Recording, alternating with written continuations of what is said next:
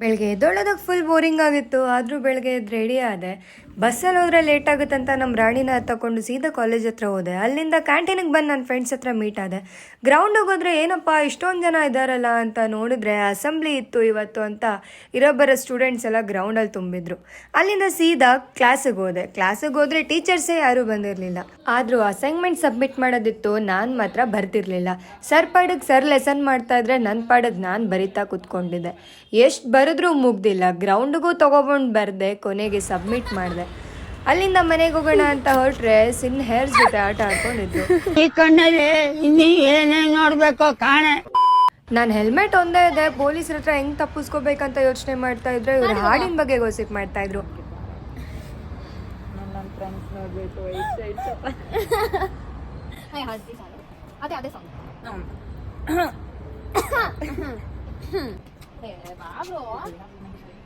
ನಾನೇ ಹಾಡ್ಲಾ? ಹಾಡು.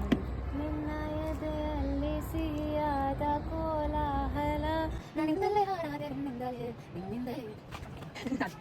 ಈ ನಕರ ಎಲ್ಲ ಮುಗಿಸ್ಕೊಂಡು ಸೀದಾ ಮನೆಗೆ ಹೋಗೋಣ ಅಂತ ತ್ರಿಬಲ್ ಡ್ರೈವಿಂಗ್ ಹೊರಟ್ವಿ.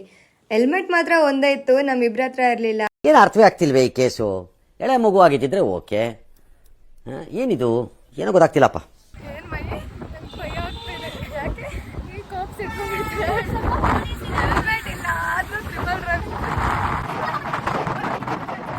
ಕೊನೆಗೂ ಹೇಗೋ ಕಾಪ್ಸ್ ಹತ್ರ ಸಿಗಾಕೊಂಡಿಲ್ದ್ರೆ ಇವ್ರನ್ನ ಡ್ರಾಪ್ ಮಾಡಿ ನನ್ನ ಮನೆಗೆ ಹೋದೆ.